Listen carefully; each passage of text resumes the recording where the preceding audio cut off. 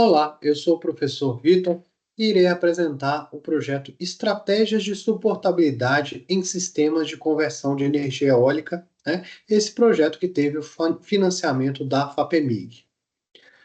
Bem, primeiro de tudo, o que a gente tem que entender é o que é suportabilidade a fundamentos de tensão, né? Então, as nossas redes elétricas, elas são imensas, né? Elas possuem muitos quilômetros, elas têm cargas, elas têm gerações, e no meio desse caminho aí a gente pode ter problemas, né? Então, uma rede dessa aí, ela pode partir, pode cair uma árvore em cima, né? Então, ela está sujeita a diversos fenômenos que podem atrapalhar essa transmissão de energia, né? Só que não necessariamente se uma dessas redes aqui é interrompida, em um ponto mais distante a tensão, né, a energia não vai chegar naquele ponto, porque a nossa rede ela é muito ramificada no final das contas, né? Então, quando a gente acontece esse tipo de problema que a gente chama de faltas, né, muitas vezes o que vai acontecer em um ponto distante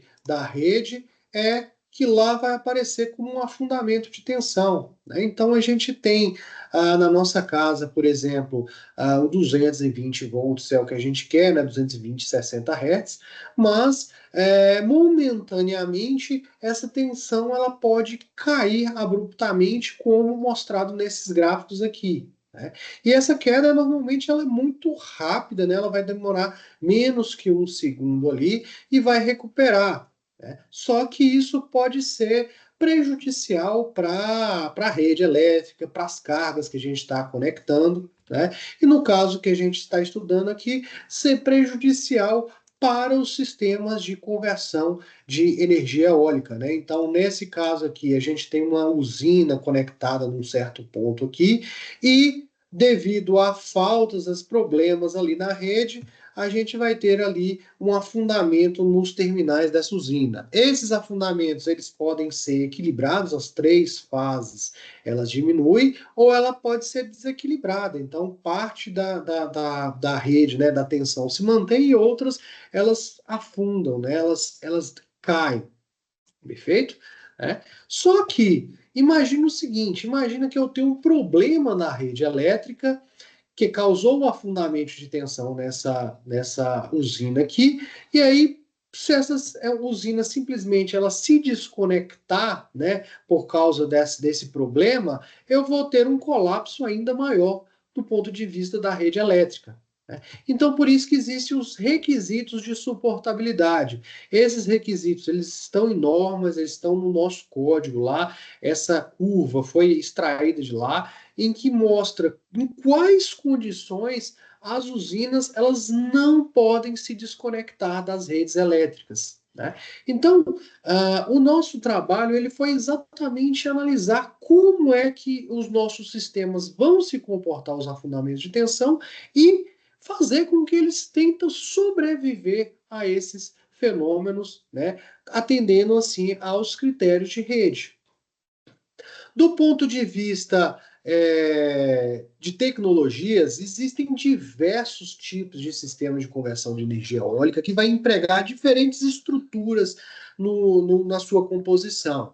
Uma delas é essa tecnologia que a gente chama de DeFig, é uma das mais utilizadas, né, em que a gente tem aqui conversores e também uma conexão direta aqui com a rede do gerador, né? Então essa tecnologia ela é bastante sensível aos afundamentos de tensão, né? E um dos trabalhos que a gente desenvolveu foi exatamente desenvolver estratégias para essa tecnologia aqui. Isso deu um resultado de uma tese de doutorado, né? O Igor, desse trabalho, né, que desenvolveu esse trabalho, ele pesquisou várias estratégias de controle, né? Então fez um referencial bibliográfico, analisou diferentes aspectos dessas tecnologias, dessas estratégias, né? E escolheu algumas daquelas estratégias ali para implementar, né? E testar o sistema. Então, o objetivo foi, né, esses resultados aqui, mais uma vez, extraídos lá da tese do Igor, ele mostrou lá, ó, então as correntes durante um afundamento de tensão, elas vão crescer absurdamente, né? Se eu não tiver nenhuma estratégia. E se isso acontecer, o que vai acontecer na temperatura dos conversores, né? O conversor é esse camaradinha que está aqui conectado à máquina, na verdade ele é o sistema de controle que nós temos.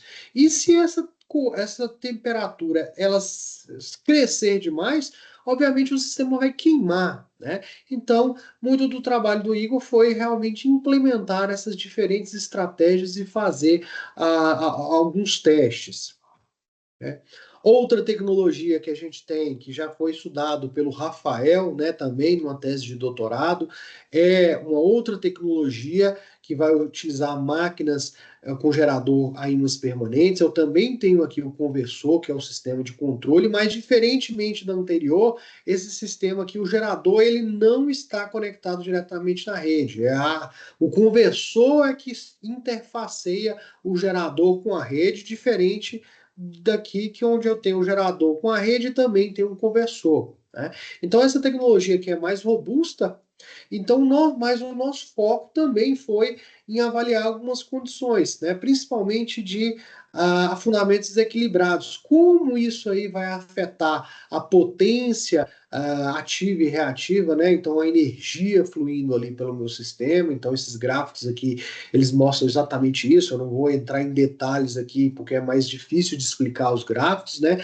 Mas a interpretação desses gráficos eles nos levam a desenvolver estratégias para melhoria da suportabilidade do sistema e também para avaliar questões, por exemplo, relacionadas à rede elétrica, né? Então, uma novidade no trabalho do Rafael, inovação, foi realmente pegar esse sistema, conectar a uma rede elétrica ali, né? Então, mas isso em âmbito de simulação por enquanto, né? Para avaliar como é que essas estratégias elas podem afetar, né, as tensões na rede. Então, o meu sistema eólico ele também pode contribuir ali para a rede, seja de forma positiva ou de forma negativa, né? Então a gente mostra aqui três estratégias e como cada uma dessas estratégias elas pode se comportar do ponto de vista, né, da tensão na rede durante um afundamento.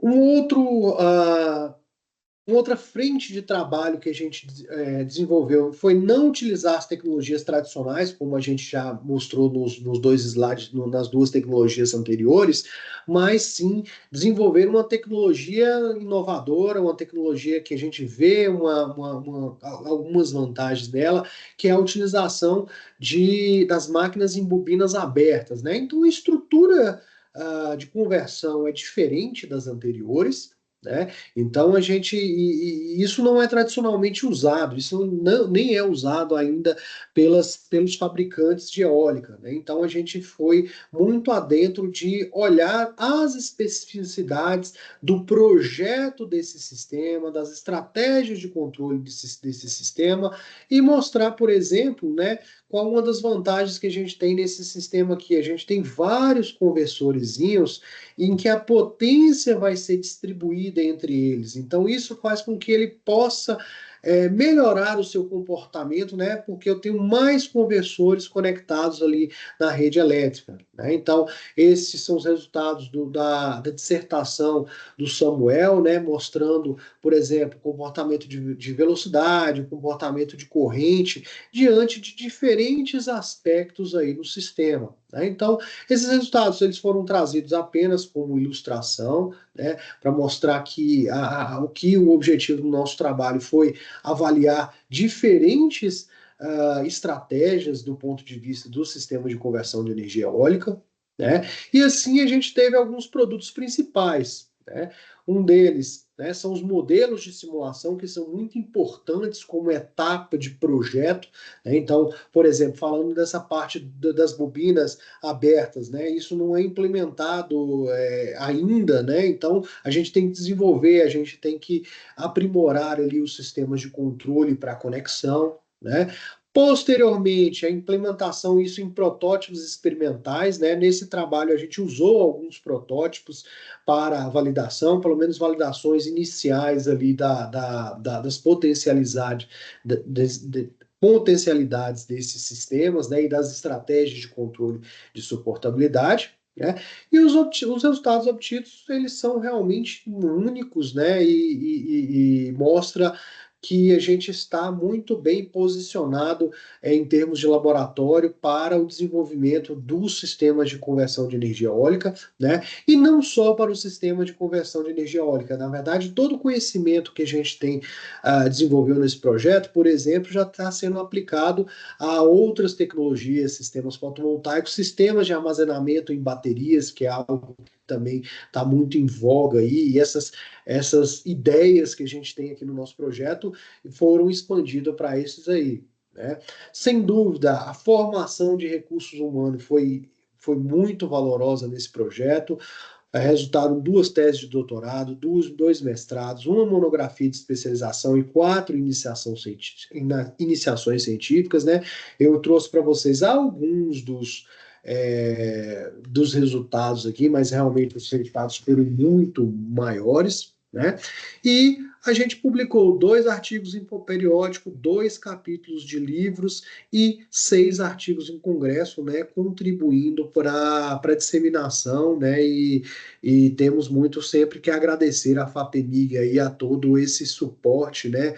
Não só financeiro, mas esse apoio aí para a pesquisa no estado de Minas Gerais.